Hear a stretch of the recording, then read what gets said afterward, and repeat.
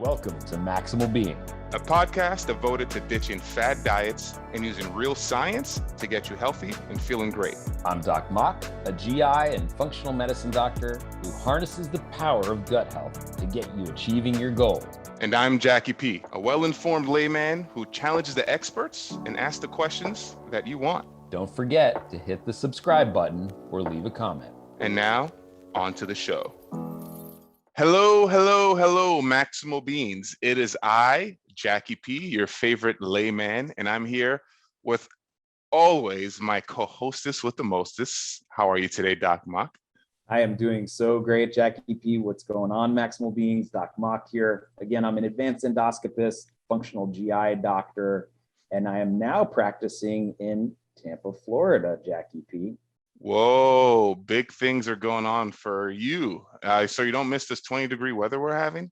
Yeah, I mean, I feel like we got out at the right time. If you see, there's some ice behind me, but I'd like to keep it in that small picture format. And I've been busy though. I mean, you know me, Jacky P. I can't sit still. I've been doing like house stuff, like fixing fences and all that sort of thing. Wow. Well, more power to you. Well, it's 20 degrees out, and I'm also on day 3 of, I think I might do a 5-day cleanse. I thought I wouldn't be able to do it, but surprisingly, eating is more of a kind of like a habitual thing when, you just kind of, hey, I'm bored, I'm going to go grab a snack. So I'm up here in Philly in nice, terrible weather, but we have a great host today. I'm actually excited because, this is, Dr. Glenn Livingston. I'm going to go full name first. Or I'm going to go full government, and then I'm going to call you Glenn from here on out. Glenn, how are you today? I'm good. I'm happy to be here. I was looking forward to it all week. Oh, so was I. Well, I've been looking forward since we booked for a couple months. So for the folks at home that don't know, Glenn is a psychologist who has been, I watched a ton of your YouTube videos. I want you to talk about that pigeon, the psychotic pigeon experiment. Okay. But he's the spearhead of the Never Binge Again program, right? All those folks out there who were eating right, it's New Year, right? So everyone is, hey, I'm gonna get right, I'm gonna eat well, I'm gonna take better care of myself. And I think is perfectly timely for us to really get into the psychology behind, air quoting if you're listening, diets, right? And why that may not be the best for everyone and how to approach it. So I'm Jacky, your favorite layman. Hopefully by now I'm your favorite. I'm here to make sure Glenn here and Doc Mock keep their medical terminology down to edible pieces for us regular folks can understand. Paleo, keto, vegan, and carnivore. Maybe you've tried them all, but did you have success? Are you still doing that diet? Turns out there's not just one diet right for one particular person. By understanding how your body works and the relationship behind your body's workings and these diets, you can then approach the perfect plan for you. In the Perfect Human Diet course, we talk to you about your body's inner workings and the pros and cons of each plan. We discuss how our ancestors ate and have eaten, and lay a framework to tailoring a plan that is perfect for you. To learn more about the Perfect Human Diet course, head to maximalbeing.com/courses to find out more. And as always, I'm Doc Mock, and I'm here to maximize your health. You cannot supplement your way to health, but there are things that we need to add to our lives that can maximize our pathway to wellness. The American diet is virtually devoid of omega-3 fatty acids, which play a major role in cardiovascular disease, gut permeability, and mental health. Personally, I take omega-3s every night, and iHerb is the best place for clean, natural sources of supplements. I love the ZenWise omega-3 fatty acid supplement, which is free of fish burps and good for the environment. Head on over to maximalbeing.com/iHerb, that's IHERB, and enter the code B as in boy, D as in dog, B as in boy, 5528, and receive 10% off your orders for all supplements.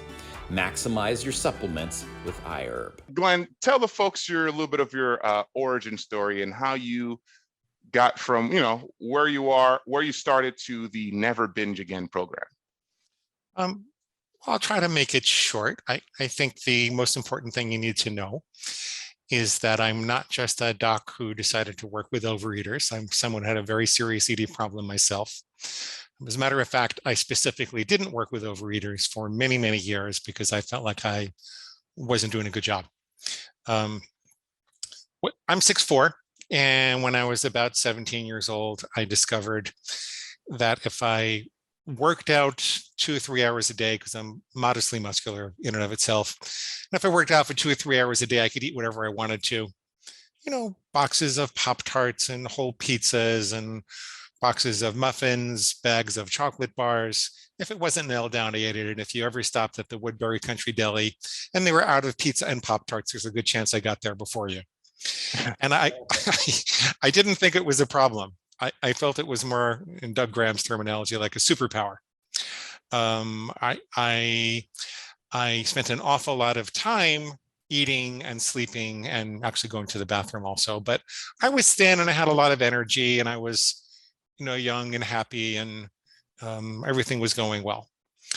And if you fast forward a few years, when I was 22, I got married. And I was going to graduate school in the Bronx and living on Long Island. So I had a 2-hour commute each way to see patients and go to classes. And then I got home and I would help run the business. My ex-wife was a focus group moderator with an international practice. And I would help run the business for her.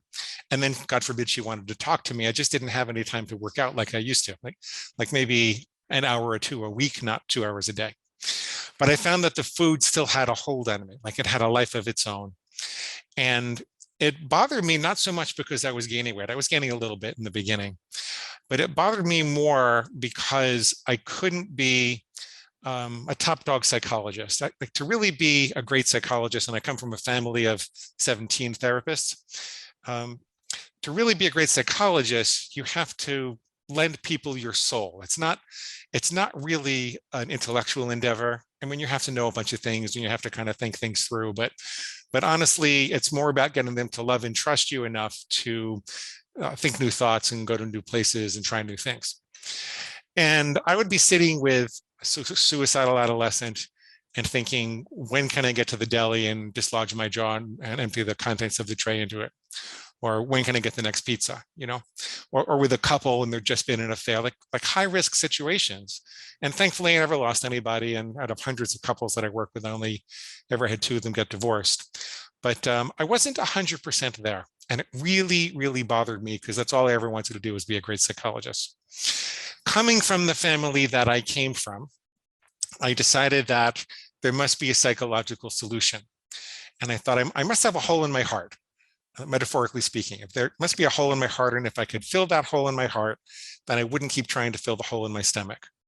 And I went to the best psychologist in New York, and I went to a psychiatrist and took medication, and I went to Overeaters Anonymous for a couple of years, and I went to nutritionists and dietitians, and I had a very soulful journey, which I don't regret because it's a part of who I am today.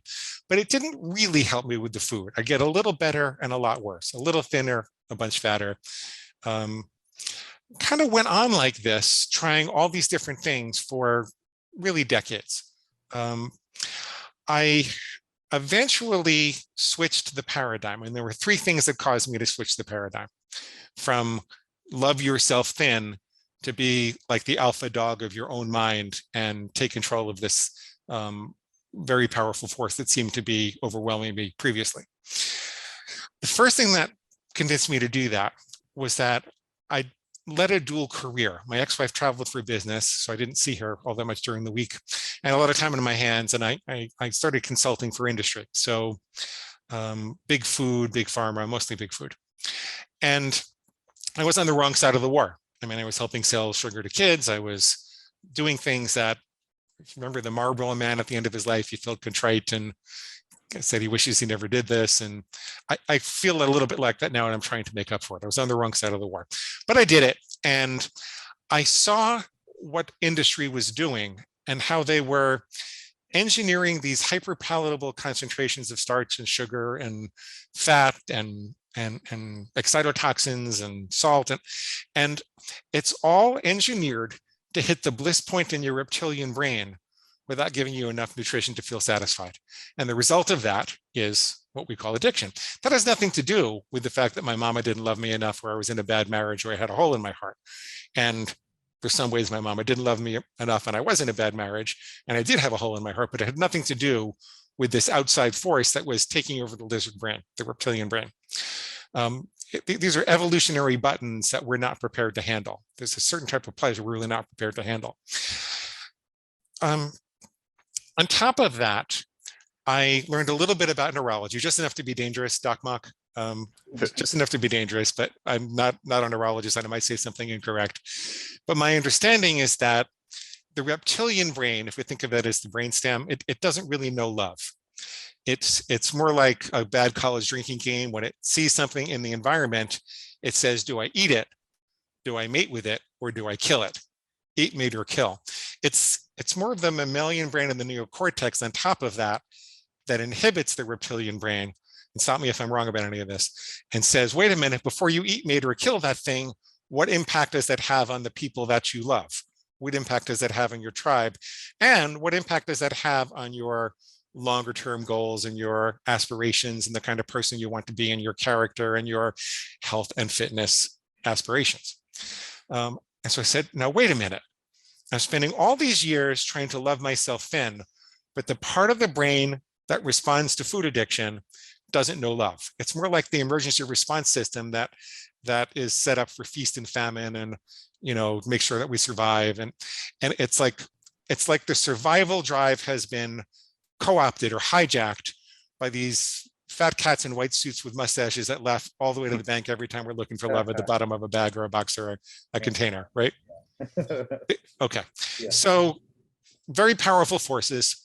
I was an advertising consultant, and so I knew a lot about the advertising industry, and I saw that they were really powerful. People don't think that they respond to advertising, but you're actually more vulnerable to advertising if you think you don't respond to it, because then your sales defenses are down. So they have you just where they want you.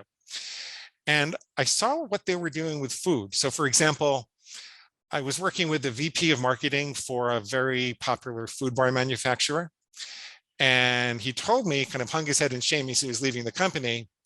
And he said, Glenn, the most profitable thing we did was to take the vitamins out of the bar, and we put the money into packaging instead. That was the most profitable thing we did, because we made the packaging very diverse and multicolored and vibrant, and diverse, multicolored, vibrant colors in nature would signal a diversity of micronutrients that were available. That's why we say eat the rainbow, green lettuce and blueberries and red cabbage. So red tomatoes and purple cabbage. So I said, so you were faking us out? And he goes, yep. But this happens across the industry. It just goes on. I don't mean to single out that particular manufacturer, and I'm going to leave them nameless so I don't get sued. But it's another force that had nothing to do with my personal psychology. So the last thing that happened was I was getting paid a lot of money to do these studies. I knew how to set up I went to a scientist practitioner program, and I knew how to do research.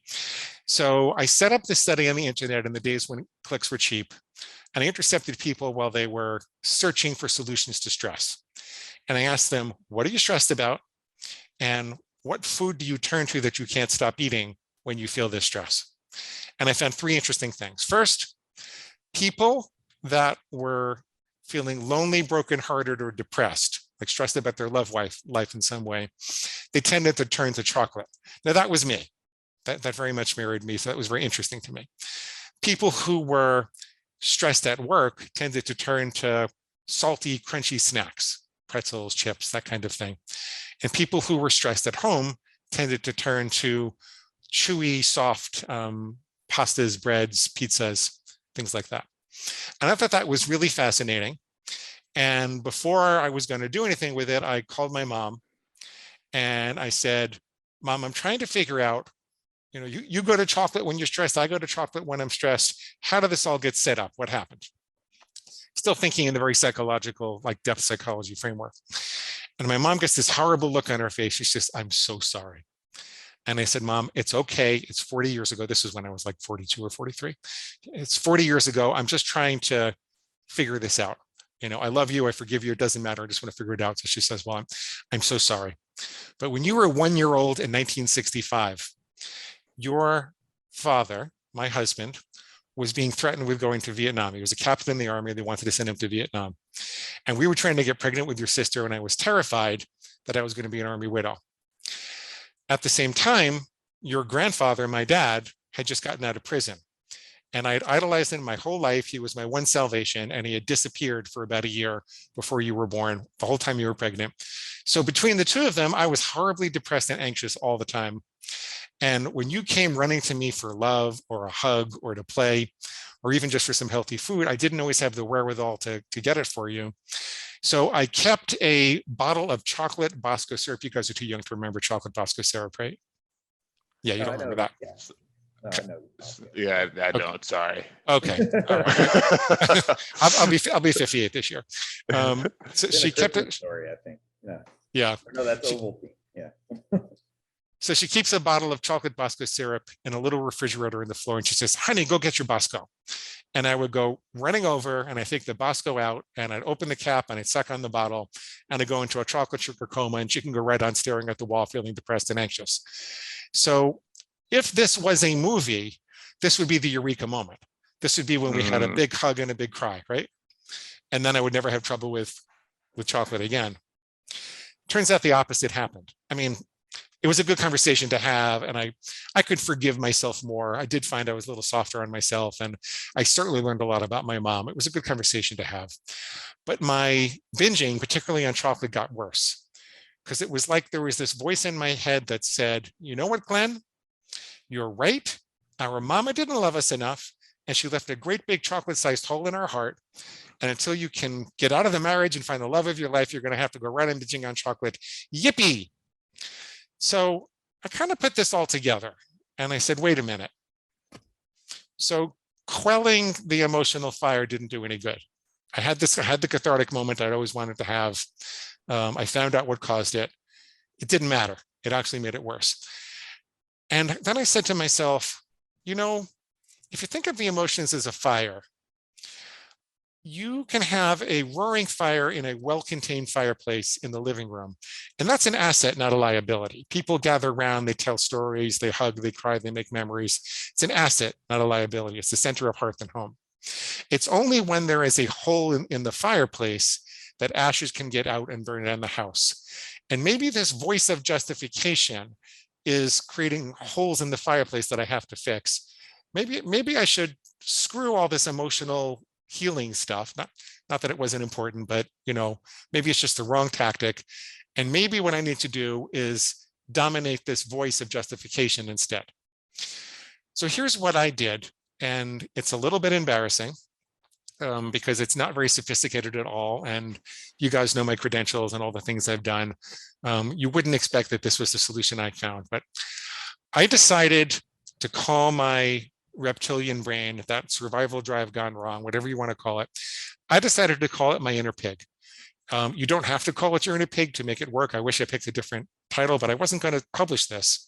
This is just an experiment I was doing. So I called it my inner pig, and I decided that I needed to draw very clear lines in the sand that distinguish between healthy and unhealthy eating. And this goes back to the psychotic pigeons. We can talk about that in a little bit if you want to. And so I would make a rule, like, I will never have chocolate on a weekday again. I will only ever eat chocolate on a Saturday or Sunday. That way, if I was in Starbucks on a Wednesday and I heard a little voice in my head that said, "You know what, Glenn? I know it's Wednesday, but you worked out hard enough. It would be just as easy to start tomorrow. You're not going to gain any weight. Go ahead and have a bar. Yippee, let's get some now." I would say, wait a minute, that's not me. That's my inner pig. And it's squealing for pig slop, because chocolate on a Wednesday is pig slop. I don't eat pig slop. I don't let farm animals tell me what to do. Again, I wasn't going to teach this. This was not going to be a public thing. And what happened wasn't really a miracle, except that it eradicated the sense of confusion and powerlessness. Up until that point, I really didn't know what was causing me to change my mind so consistently, because I would really think through how I was going to eat on over the weekend. And then on, Monday, I would change my mind like halfway through the day. I really didn't know what was doing it, but I suddenly felt like I was in power, like I could make the right choice if I wanted to. And this crazy primitive technique was giving me those extra microseconds at the moment of impulse to make that right decision. There was a lot more that I had to learn. I had to learn how to make different types of rules. And I realized that most people who struggle with overeating, they alternate between overeating and strict dieting. And they're actually keeping themselves on a feast and famine roller coaster. So you don't want to set the bar too high. You want to start with very simple rules that you could and would do. I realized that if I was making the rules, that it was kind of silly to break them. And then I also realized that if I taught myself to pause at the moment of impulse, and I went through some techniques to switch from the emergency response system, which is the sympathetic nervous system, to the rest and digest system, the parasympathetic nervous system. Like for example, once I woke up, I would take a deep breath for a count of 4, and then I'd breathe out for a count of 7, and I'd breathe out for a count of 11. I'd breathe out for longer than I breathed in. And it turns out that this seems to signal the brain. I got this from yoga and also from a hypnotist that I worked with. This seems to signal the brain to say that there's no emergency here. And if you think about it, if we were being chased by a hungry bear, we would be breathing fast. We'd be taking as much oxygen as we can get. So we're signaling the brain that there's no emergency here. It's okay to rest and digest and think about it. And then I would write down very specifically what the pig was saying. It's okay, you worked out hard enough. It's just as easy to start tomorrow. You won't gain any weight. Then I would take another set of 7-11 breaths. And I think I said the wrong thing.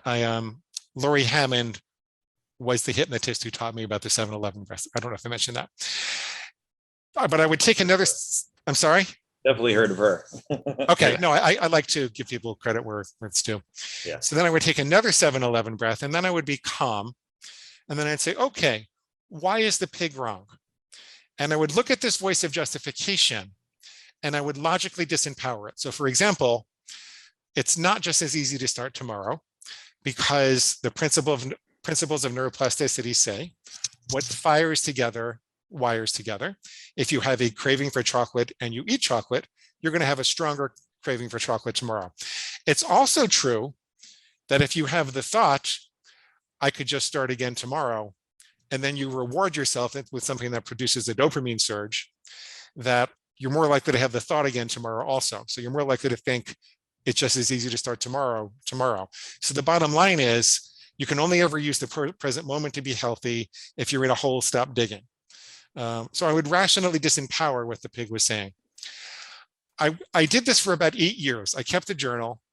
I came down from somewhere between 280 and 300. I stopped weighing myself at that point, and I hover around 215, sometimes lower, sometimes a little higher. But everything got better, my psoriasis and eczema and all that kind of stuff.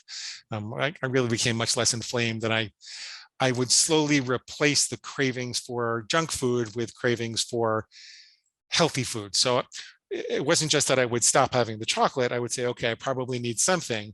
And I would go and have a kale banana smoothie, right? Or, sometimes just a piece of celery would do it.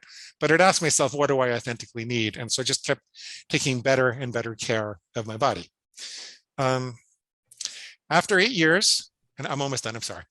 After 8 years, I was getting divorced, and I was a minor partner in a publishing company, and the CEO called me and said, Glenn, we need to write a book. You're getting divorced now. This would be a good time to write a book. We need to convince other authors that we know what we're doing. And, I need an author I can trust to go through the marketing. Can you turn this journal of yours into a book? And I said, it's pretty crazy. There's this pig inside me. He says, it's okay. I turn it into a book. I send it to him. He calls me back a few weeks later and says, Glenn, donuts or pig slop? I don't eat pig slop. I don't let farm animals tell me what to do. And he proceeds to lose almost 100 pounds. Wow. So along the way, we published it. Now we have 1 million readers. And people don't really recognize me in the bookstore by name, but sometimes they come up to me and they go, pig guy. So Big guy. I've definitely seen your book for sure. What's going on, Maximal Beings? It's Doc Mock here. Many of you are returning to the gym now, but some are not going back. Regardless of what you plan, Rogue has got the right gear to fit your needs. I personally own a barbell set and love it. The Black Ops shorts are sweat resistant and flexible for getting deep in your squats. Head on over to maximalbeing.com/rogue for our referral link. Order 3 items and they ship for free. And as usual, it's Doc Mock, and I'm here to maximize your pathway to wellness. If you're stuck at home and cannot make it to the grocery store, delivery may be the best way to stay clean and healthy. Instacart is the national leader in the direct-to-home delivery service. With numerous major chains and food from smaller stores, you can get those local veggies sent directly to your doorstep. Head on over to maximalbeing.com/Instacart and maximize your nutrition today. Yeah, you touched on so much. And also I have to say that is a fantastic origin story. And I don't mean say fantastic to relish in your pain, but I think I've always said on this podcast that like I always enjoy when someone comes from a grounded place where it's something that they experienced, right? So they can speak to it, right? Because you did the work, you lost the weight, you changed your eating habits around. But let's just start at the top, right? Doc Mock, right? Like, there's let's talk about dieting, right? Like, I guess that's something that a lot of folks are thinking about right now. It's the new year, people want to get in shape, right? So dieting, right? Like, what is the psychology behind dieting, and why is it that diets fail? Like, why is it that someone either starts a diet and quits immediately, or is it they lose weight and then they gain it all back? Like, let's unpack that. I think a lot of that is physical, and then I'll talk about the psychology. But a lot of it is physical because when people go on a diet, they're often trying to lose weight quickly. And I believe, and I've seen the full spectrum. I've seen people who, are 600 pounds and can't be without food at any moment during the day. And I've seen people who just eat a little bit beyond their own best judgment. But if you feel like you're constantly breaking a diet and you're eating significantly beyond your own best judgment, you don't have to be diagnosable as a binge eater to really benefit from this, then the odds are pretty good that you're living by the dictum of the nursery rhyme that says, when she was good, she was very, very good, but when she was bad, she was hard. So either you're on a diet or you're going all out. There's not really a very big in-between space. And if you think about it, as we were evolving, if there were times when food and nutrition were scarce and it was hard to get calories, then when you finally came across them, it would make sense that there would be a response in the brain that says, hoard them, right? So that's what I mean by the feast and famine roller coaster, where we're constantly putting ourselves in a situation where the brain feels like, when we're on a diet, the brain feels like there's not enough food and calories and nutrition here. And then when you can't take it anymore, you hoard them. So I always tell people what you want to do if you want to lose weight, unless your doctor says otherwise, unless there's some urgent reason, is to flood your body with nutrition at a slight caloric deficit, maybe a pound a week, pound and a half. When people lose like 2, 3, 4 pounds a week, I find it's not sustainable. Unless the way that they're doing it is by giving up all processed foods whatsoever and living on fruits and vegetables and beans and nuts, and like everything is just so nutrient dense that their body is not crying out for nutrition, even though it's a lower caloric level than before. So I think a lot of the problem is physical, that we go on these diets and they're not sustainable, and then we go all the way the other way.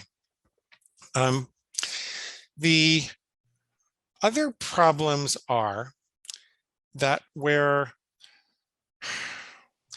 there's an irrational squeal going on under the surface with regards to diet, which says, this doctor's diet's going to do it for us, but at the same time, the pig is saying, but probably not for the long run. So we'll do it as long as we can, and then we'll have to go find some other doctor's diet.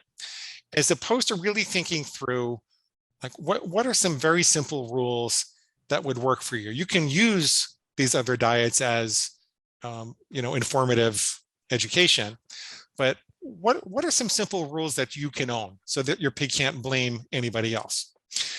The other problem, the other mythology, is the idea that we should eat well 90% of the time and indulge 10% of the time.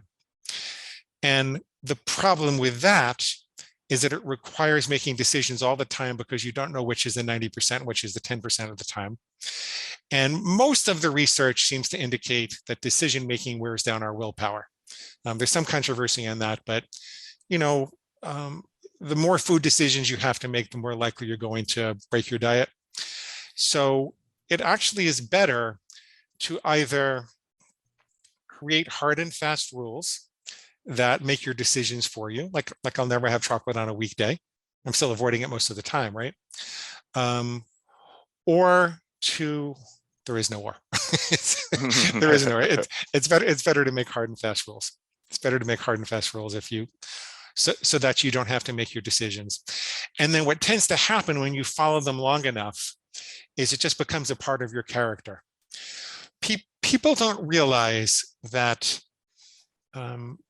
we have all sorts of unwritten rules in our mind that dictate how we behave at the moment of temptation already. People are very reluctant to do this. They feel like they're going to get boxed in, but they don't realize that they can change the rules if they really want to, and that this is just a natural human process. For example, if you go into a diner and there's a $10 bill on the table because the waitress didn't see her tip, and nobody would see you take it, and she says, "I'll be right back. I'm just going to get you some menus." You probably wouldn't take that $10 bill. Why? Because you have an unwritten rule that says, I don't take things that don't belong to me. No matter how tempting it is, in the moment of temptation, I'm not a thief, I don't do that. It's part of your character to resist that temptation. And you can do that otherwise. And I recommend that people try to set up a set of rules or resolutions or whatever you want to call them that you will follow, that allow you to flood your body with nutrition at a slight caloric deficit that will eventually become part of who you are. So you're not like gritting your teeth and saying, I will never have chocolate on a weekday again. You're just saying, I'm just the kind of person who doesn't eat chocolate during the week. And it becomes kind of a no-brainer. What's going on, Maximal Beings? Doc Mock here. If you haven't done so already, leave us a comment and hit the subscribe button. Let your friends and family know. That way we can get the word out and continue to bash the bro science.